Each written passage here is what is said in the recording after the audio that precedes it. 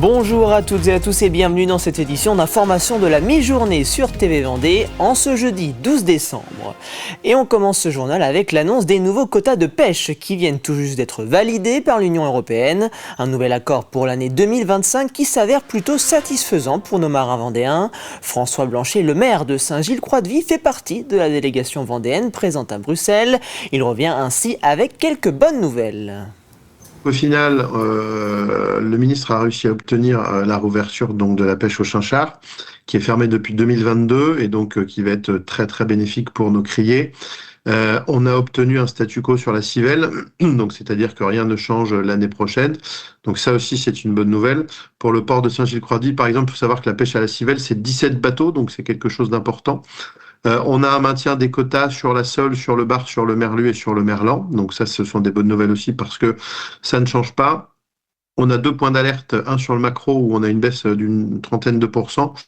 Je suis pas certain que ça impacte trop les ports vendéens parce que on avait un quota qui était élevé, mais voilà, c'était à signaler.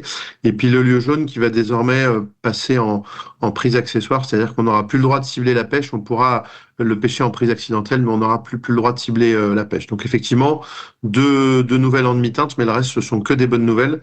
Et c'est rare de dire ça, mais voilà, on revient de Bruxelles plutôt satisfait et on s'en sort plutôt bien cette année. Florence Pinault est elle vice-présidente du conseil départemental et était également sur place. Elle salue la capacité d'adaptation des marins-pêcheurs de Vendée qui ne peuvent que subir la situation. On a de moins en moins de marins-pêcheurs. On a des bateaux qui ont fait du plan de sortie de pêche. Donc on a aussi moins de bateaux. Et on a la chance dans nos ports vendéens que nos marins s'adaptent. En fait, le marin s'adapte tout le temps. Par rapport à sa profession, par rapport à ce qu'il peut pêcher dans ses quotas de pêche, et à cette possibilité-là, enfin cette obligation-là plutôt que de subir, eh bien de s'organiser, de s'adapter à ce qu'il peut aller pêcher et quand est-ce qu'il peut aller pêcher. Et de travailler aussi, bien évidemment, mais ça ils le font depuis très longtemps, sur la qualité du poisson. On a la chance aujourd'hui, en Vendée, mais sur le littoral en général, d'avoir un poisson qui est de très très bonne qualité.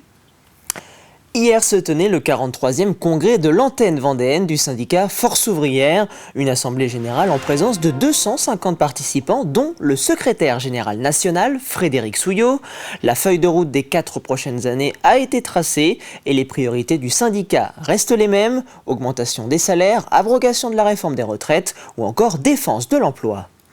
Notre rôle à Force ouvrière, mais comme pour toutes les autres organisations syndicales, c'est que le gouvernement redonne la place qui est la sienne à la démocratie sociale et redonne la place qui est la sienne, qui doit être la sienne à la négociation collective. Mais c'est aussi prendre la température des camarades dans les entreprises, dans les administrations, sur ce qui se passe en ce moment sur le territoire national, mais notamment en Vendée, avec les plans sociaux, les risques sur l'emploi et surtout l'instabilité politique qui inquiète beaucoup de monde. Prenons désormais la route de Montaigu, où la future école Jules Verne prend forme. Après 1 an et demi de travaux, le groupe scolaire devrait accueillir 225 élèves à la rentrée 2025, des enfants de maternelle et de primaire qui travailleront dans un bâtiment doté de panneaux photovoltaïques, avec une gestion des eaux pluviales, une cour enherbée ou encore un potager pédagogique. On avait placé sur ce bâtiment une très grande ambition environnementale. C'est un bâtiment qui est majoritairement fait en bois, avec une orientation sud pour capter le maximum de lumière l'hiver, une gestion avec des matériaux biosourcés, donc l'isolation est faite avec du coton ou de la fibre de bois, et puis une ventilation naturelle aussi, donc, et une chaufferie à bois aussi. Coût de l'opération, quasiment 8 millions d'euros, essentiellement supportés par la ville. Quelle qualité pour nos rivières de Vendée et leur biodiversité? C'est la question que vous propose d'éclaircir la LPO de Vendée et l'association Les Garnements en participant à une conférence débat prévue mardi 17 septembre à 20h à Chaland. L'objectif de ce rendez-vous, apporter des connaissances au grand public pour comprendre ce qu'est le cycle de l'eau et comment il influe sur la qualité de l'eau qui coule dans notre robinet. Eh bien, pour avoir de l'eau dans notre robinet, il faut qu'on ait des lacs ou des retenues.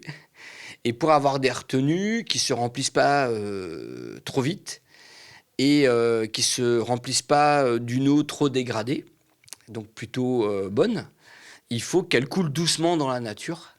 Et il faut du coup qu'elle dispose de plein de facteurs qui vont permettre à la fois de la purifier, qu'elle arrive doucement et qu'elle arrive longtemps dans la rivière. Ça va être essentiel. Et donc pour stocker de l'eau massivement, il faut que les rivières se portent bien. Et pour que les rivières se portent bien, il faut qu'on ralentisse cette goutte d'eau, en fait, dans le paysage. Jetons désormais un œil sur votre météo de cet après-midi. Le soleil s'installe partout en Vendée avec un ciel bien dégagé. Conséquence, les températures sont un peu plus fraîches que les jours précédents. Il fera 7 aux Herbiers, à la Châtaigneraie, 8 au Sables-d'Olonne et à la Roche-sur-Yon, et jusqu'à 9 du côté de Fontenay-le-Comte. Le vent sera d'est de 20 à 25 km/h. Un petit point du côté du Vendée Globe. En ce jeudi 12 décembre, c'est toujours Charlie Dalin qui mène la flotte. Aujourd'hui, en cette matinée, il devance toujours le sablé, Sébastien Simon. Et vous pouvez retrouver en fin de journée tout à l'heure le journal du Vendée Globe, présenté par Alexandre Lenaour. Vous retrouverez également ce soir l'émission 85 chrono avec Alexandre Lenaour, toujours. Et bien évidemment, vous aurez toute la suite des événements qui seront annoncés cet après-midi. C'est la fin de ce journal. Merci pour votre fidélité. Pour rappel, vous pouvez retrouver l'ensemble de nos reportages et émissions sur le site tvvendée.fr. Je vous retrouve tout à l'heure à 18h pour un nouveau point sur l'actualité vendéenne. Passez un très bon après-midi sur TV Vendée.